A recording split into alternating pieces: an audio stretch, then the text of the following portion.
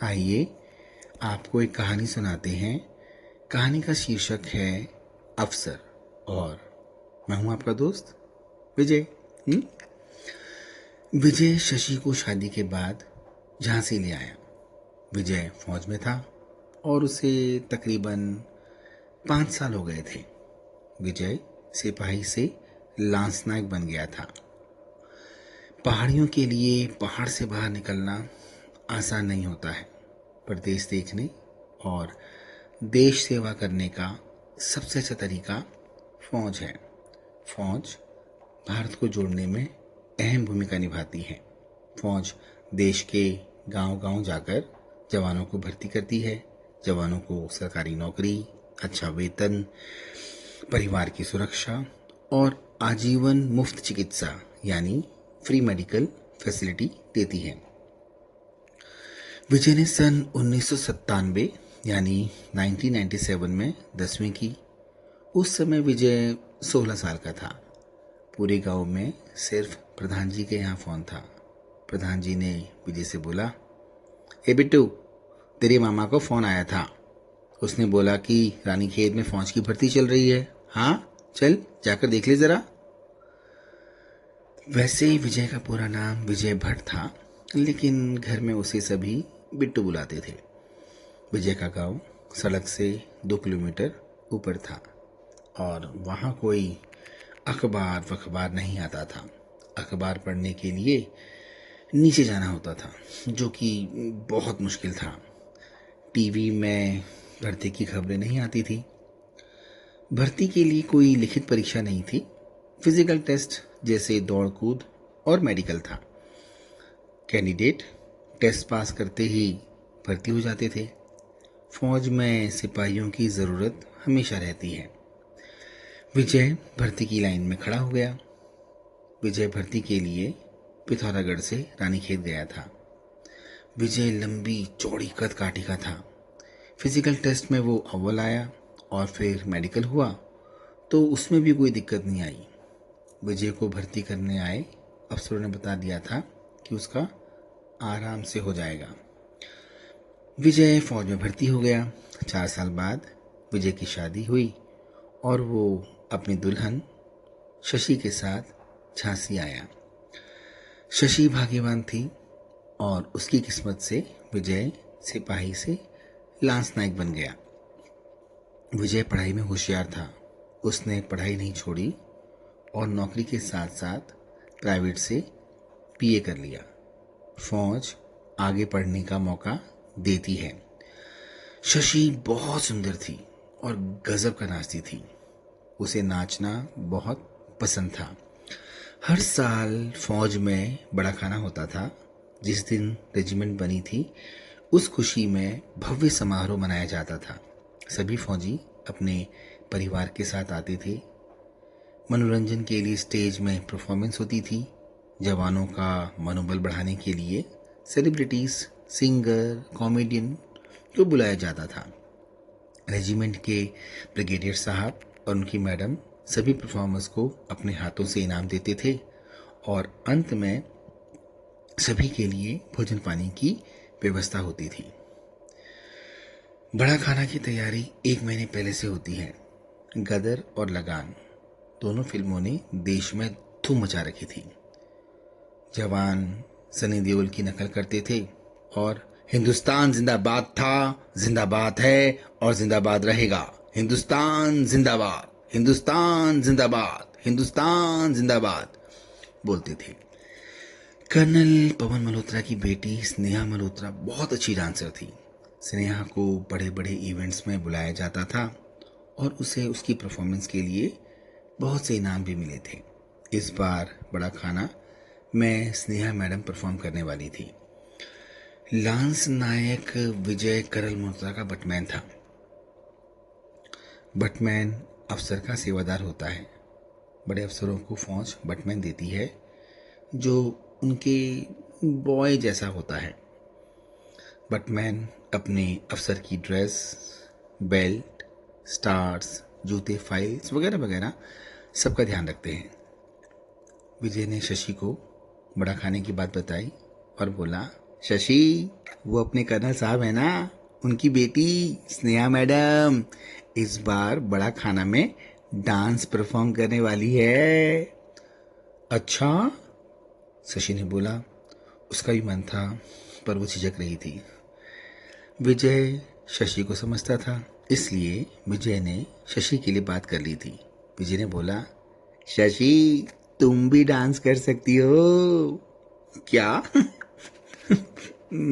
मगर कैसे? शशि सुनते ही मुस्कुराई और आश्चर्य से पूछने लगी, अरे शशि, अब स्नेहा मैडम अकेले थोड़ी ना परफॉर्म करेगी, उन्हें साथ के लिए डांसर्स तो चाहिए ही होंगे ना। तो मैंने तुम्हारे लिए बात की है। विजय ने प्यार से धीरे धीरे मुस्कुराते हुए बोला, अरे नहीं नहीं नहीं नहीं विजय, इतने इतने बड़े लोगों के बीच में मैं नहीं नाच पाऊंगी। कुछ गलती हुई तो? हाँ, नहीं नहीं नहीं नहीं नहीं। शशि घबरा गई। अरे शशि, स्नेहा मैडम का अपना डांस ग्रुप है, बस उसी ग्रुप में तुम भी एक हो जाना।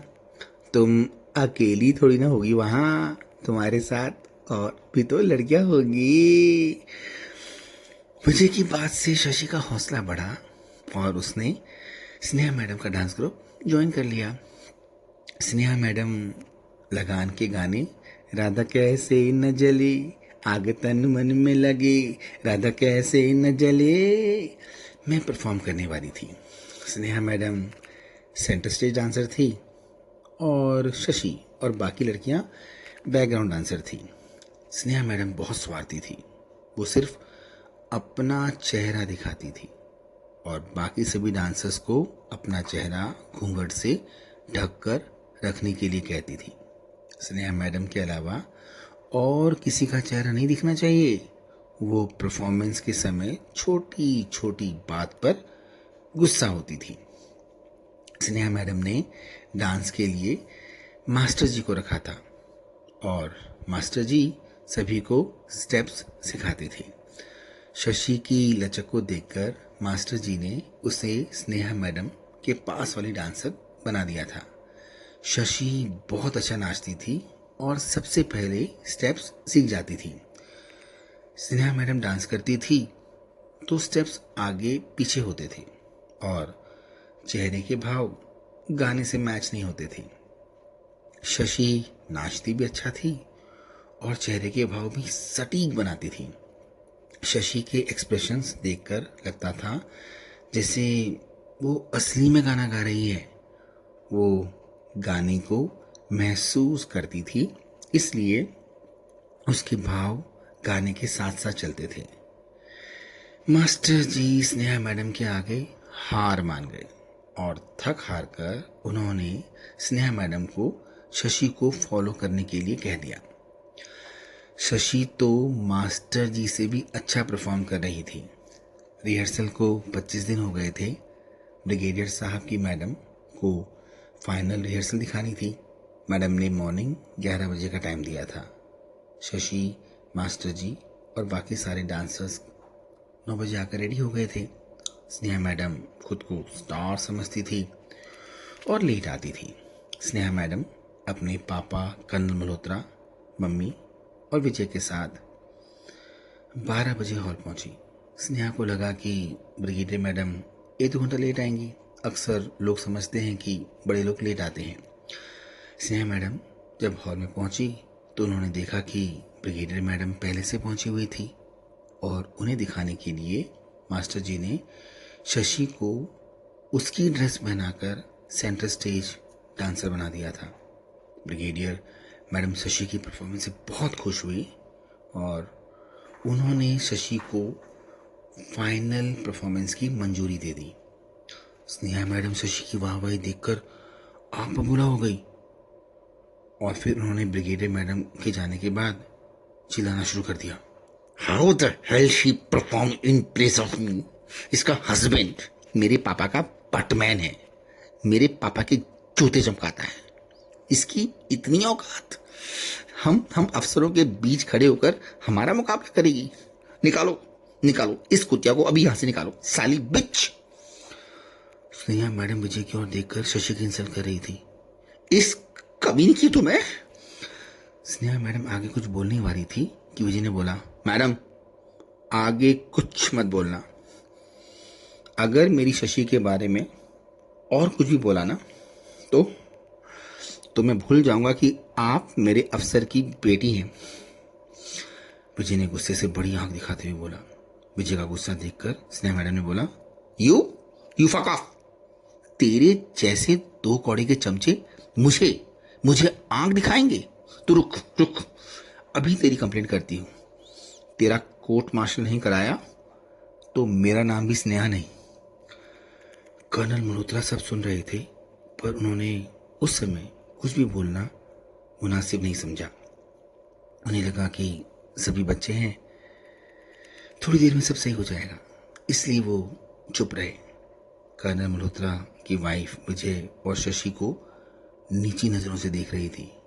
उन्हें अपनी बेटी पर हुए अत्याचार पर दुख हो रहा था। जब स्नेहा ने विजय को कोर्ट मार्शल की धमकी दी तो शशि से रहा नहीं गया। शशि गुस्से में थी और उसकी आंखों में आंसू भरे थे। शशि ने बोला, कोर्ट मार्शल? कोर्ट मार्शल की धमकी किसे दे दी है तू? हाँ, बहुत बहुत घमंड है ना तुझे अपने अफसर बाप पर। तूने तूने मेरे विजय को दो कौड़ी का कहा? हाँ, अभी अभी तुझे बताती हूँ।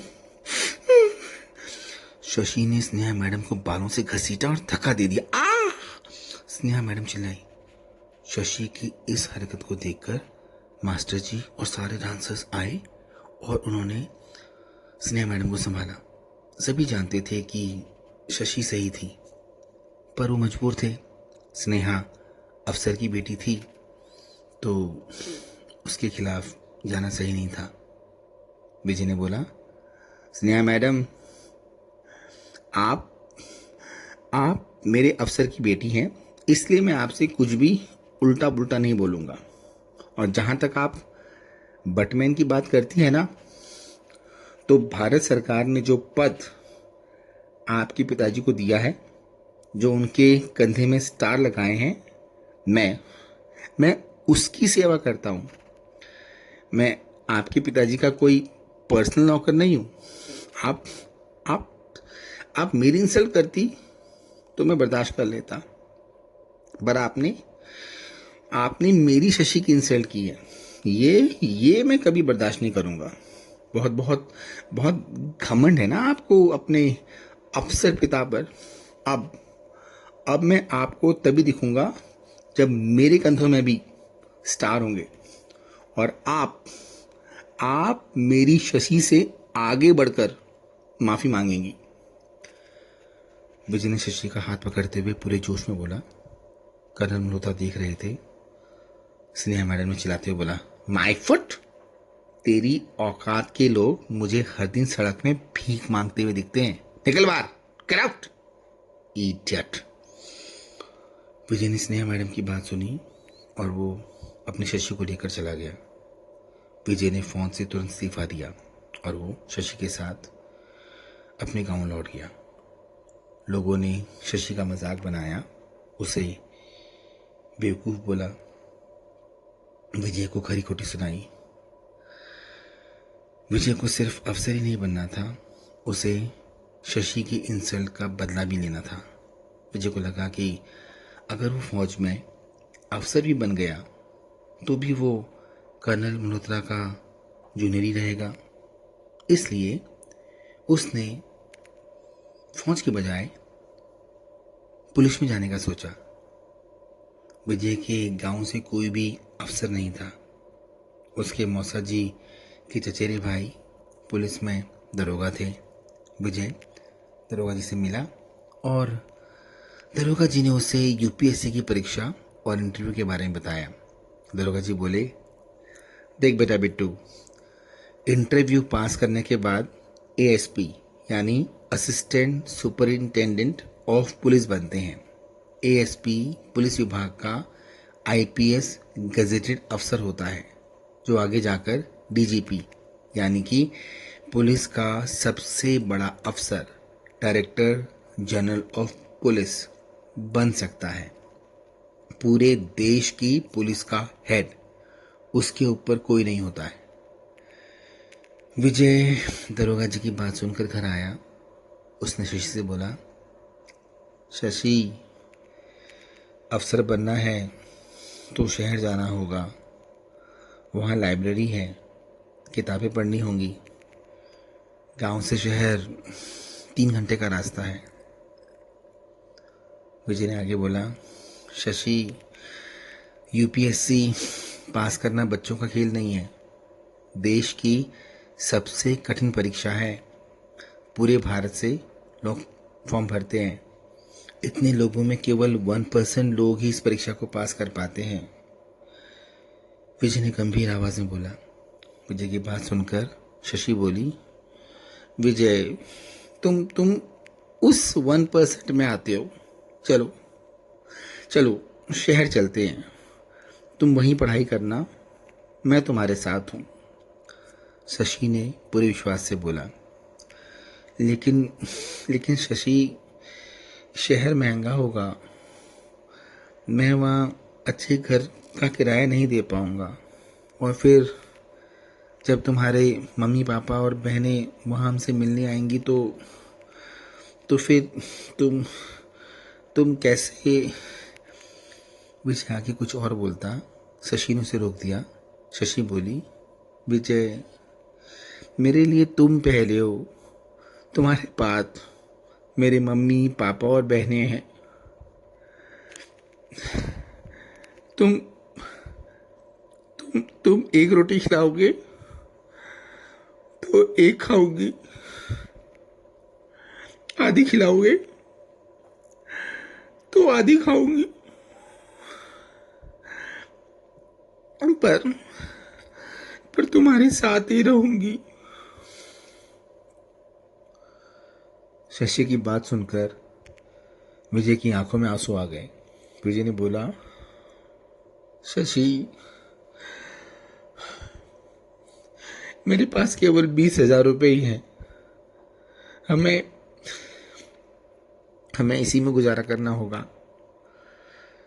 कम से कम 1 साल तो लगेगा। विजय, हम कर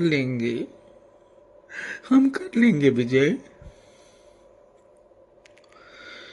शशि ने विजय को विश्वास दिलाते हुए बोला।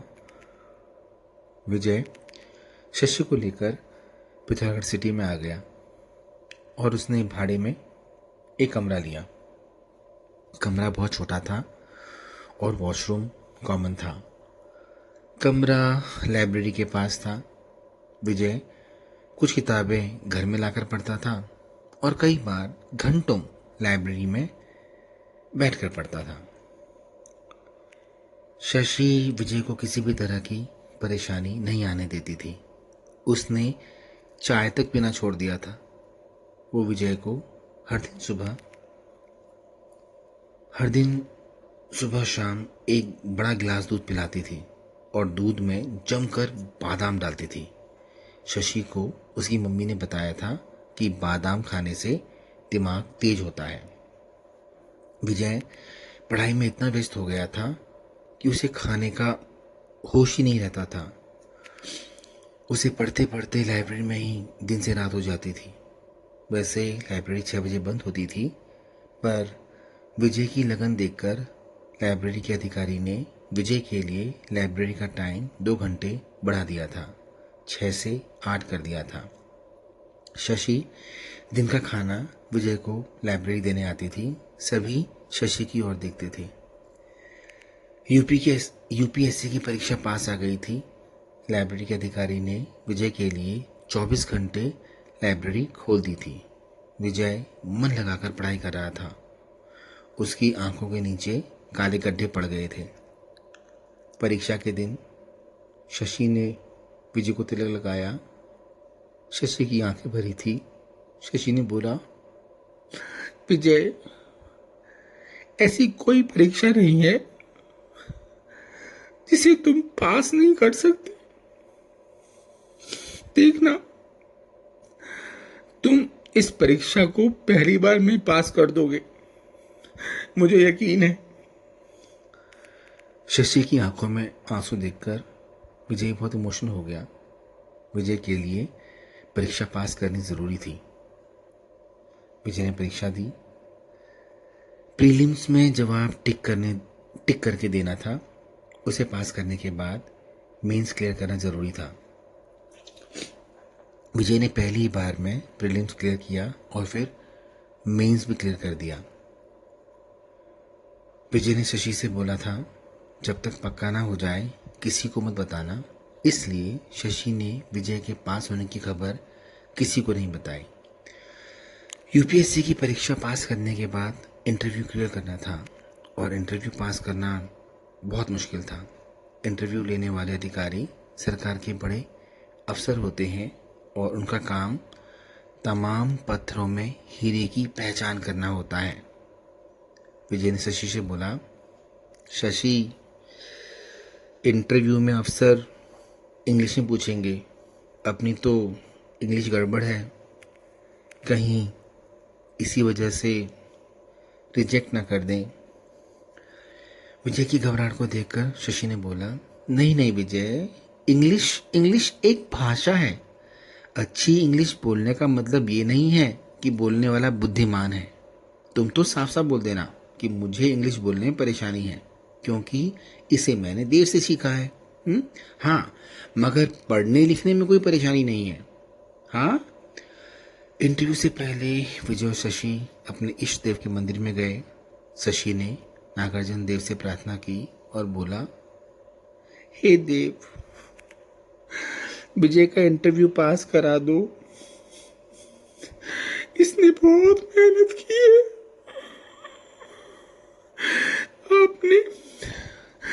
आपने इतना साथ दिया है, बस थोड़ा और दे दो।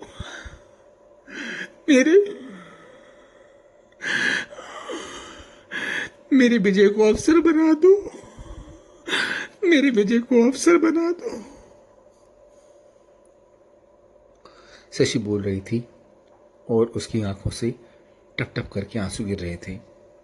शशि को रोता देख विजय ने बोला, शशि, मेरे जीवन की कोई भी परीक्षा, कोई भी इंटरव्यू तुम्हारे आंसुओं से ऊपर नहीं है।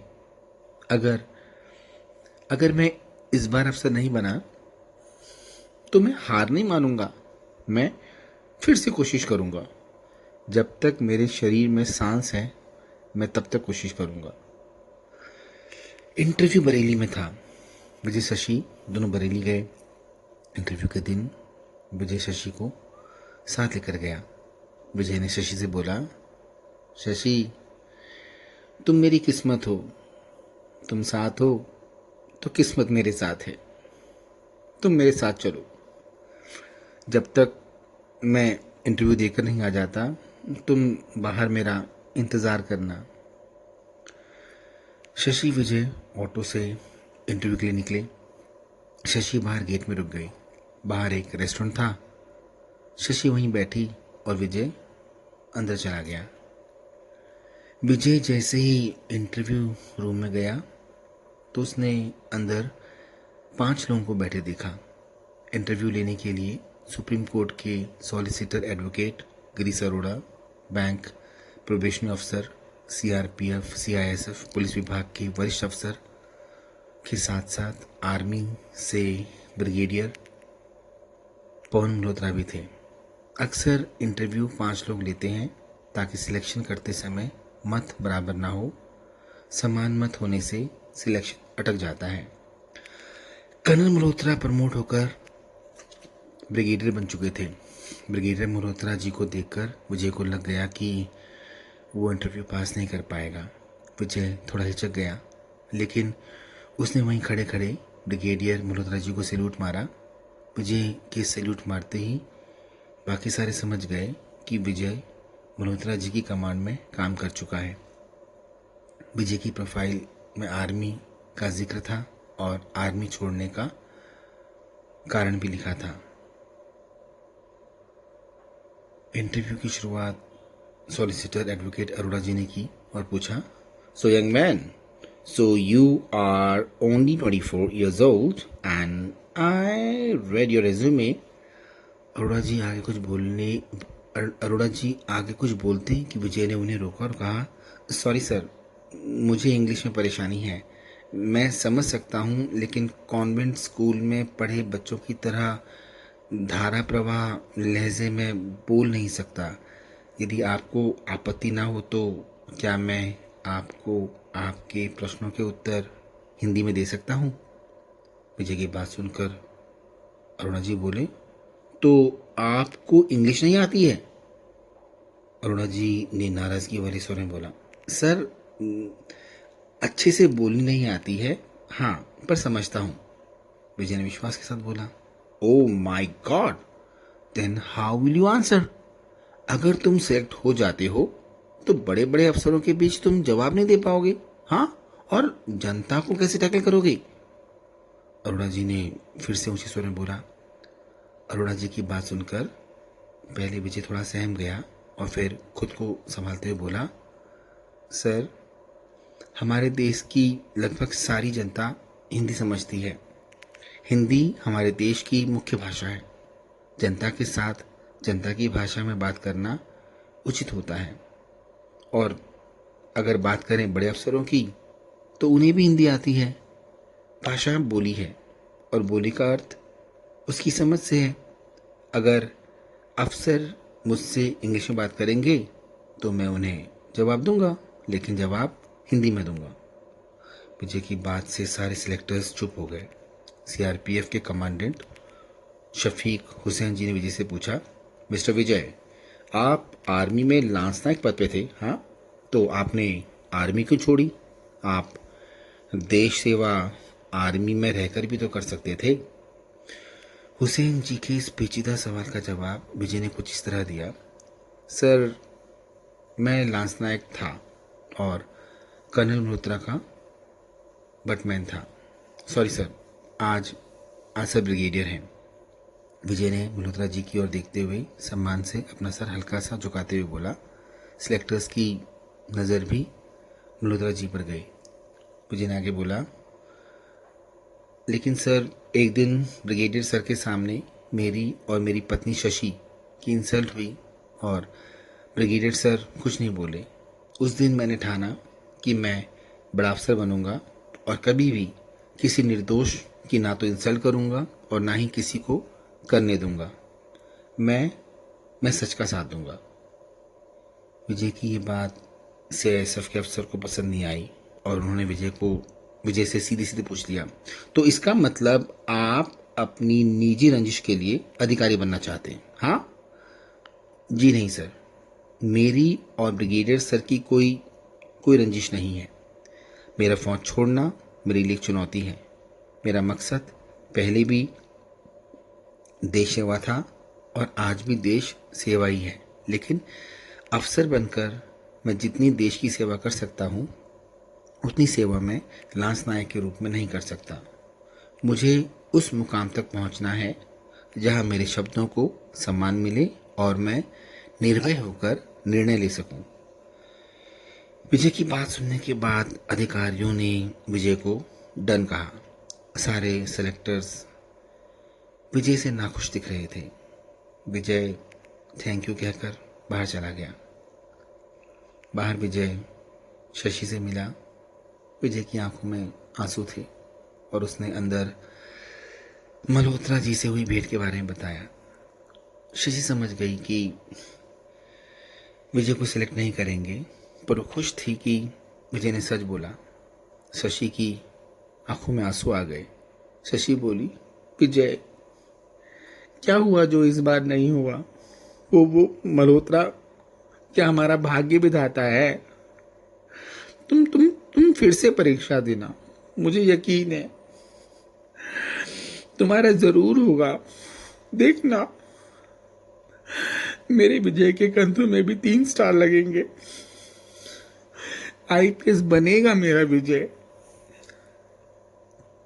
शशि रो रही थी मगर फिर भी विजय की हौसला अफजाई कर रही थी। विजय के जाने के बाद इंटरव्यू अधिकारियों ने आपस में डिस्कस किया। अरोड़ा जी ने बाकी 4 लोगों से पूछा कि विजय का क्या करना चाहिए। सीआईएसएफ के अधिकारी ने कहा, सर विजय सिर्फ 24 साल का है। इसके पास सिर्फ किताबी ज्ञान है। और जरा सोचो, ये गांव का गवार फौज का भगोड़ा, पहाड़ी, मोटी बालक बुद्धि वाले को अगर हम अफसर बनाएंगे तो हम हिंदुस्तान का स्तर गिरा देंगे। अफसर प्रेरणा का स्रोत होता है। लोग उसे देखते ही उसकी तरह बनना चाहते हैं। मुझे विजय में ऐसी कोई बात नहीं दिखाई देती है। मेरे लिए विजय उपयुक्त नहीं है। अरुणा जी ने ब्रिगेडियर मल्होत्रा से पूछा। वैसे उन्हें पता था कि वो विजय को रिजेक्ट ही करेंगे, फिर भी फॉर्मेलिटी के लिए उन्होंने पूछा। ब्रिगेडियर मल्होत्रा जी ने कहा, सर, विजय पुलिस का वरिष्ठ अधिकारी बनने के लिए उपयुक्त कैंडिडेट है। मल्होत्रा जी की बात सुनकर सभी हैरान हो गए। ब्रिगेडियर साहब ने आगे कहा, सर, विजय मेरा बटमैन था, इसलिए मैं उसकी लगन और मेहनत से वाकिफ हूं। उसकी हिम्मत को सैल्यूट है। उसने फर्स्ट अटेम्प्ट में देश का सबसे मुश्किल एग्जाम क्लियर किया है। वो सच्चा इंसान है। सर, विजय चाहता तो इंटरव्यू में झूठी बोल सकता था, लेकिन उसने सच बोला। हमें देश चलाने के लिए ऐसे सच्चे, ईमानदार और निडर अफसरों की जरूरत है। जरा सोचिए, जो आदमी अपनी और अपनी पत्नी के सम्मान के लिए यहां तक आ सकता है, तो वो देश के सम्मान के लिए क्या नहीं कर सकता। मेरा मानना है कि विजय जैसी सोच के लोग ही राष्ट्र निर्माण कर सकते हैं। मैं विजय के साथ हूं। ब्रिगेडियर साहब ने अपना मत सुनाया। ब्रिगेडियर साहब की बात अरुणा जी को समझ में आ गई थी, लेकिन बाकी तीन थोड़ा संकोच में पड़ गए। इंटरव्यू का परिणाम 1 महीने बाद रिलीज करना था। शशि ने विजय से बोला, विजय, देखो ना, आज पूरा 1 महीना हो गया। आज तुम्हारा रिजल्ट आने वाला है।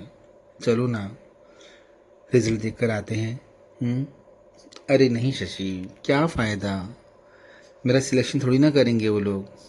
मैंने कारण बताया था ना तुम्हें, फालतू में वहाँ जाकर दिल टूटेगा। विजय ने मायूसी से बोला, विजय चलो ना, ऐसे ही दिखाते हैं। हुआ तो अच्छी बात है, नहीं तो बाजार हो आएंगे। वैसे भी आज बरेली में हमारा आखिरी दिन है। कल गांव तो जा ही रहे हैं ना, कुछ खरीदारी कर लेंगे। हाँ चलो ना। ठीक है फिर, पर मैं रिजल्ट नहीं देखूंगा। मैं बाहर खड़ा रहूंगा, तुम देख कर आ जाना। ठीक है, चलो चलो, शशि ने बोला।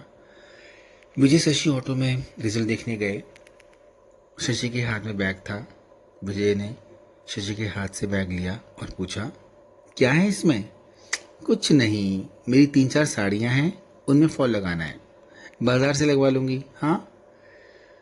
शशि अंदर गई। काफी भीड़ थी। सभी लिस्ट में अपना नाम देखने आए थे। विजय का दिल धक धक धक धक कर रहा था। शशि को विजय से बहुत उम्मीद थी। शशि अंदर से आंखों में आंसू भरते हुए विजय के पास आई। विजय ने बोला, मैंने कहा था ना शशि, मेरा नहीं होगा। तुम क्यों गई फिर? अब रोने से क्या फायदा? हाँ। शशि ने विजय के गालों में हाथ लगाया और उसे सीने से लगा लिया। शशि ने रोते रोते बोला,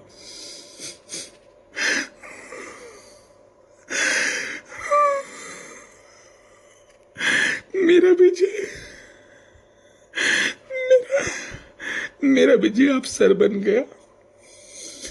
हे नागार्जुन देव, तूने मेरी सुन ली। मेरा विजय अफसर बन गया।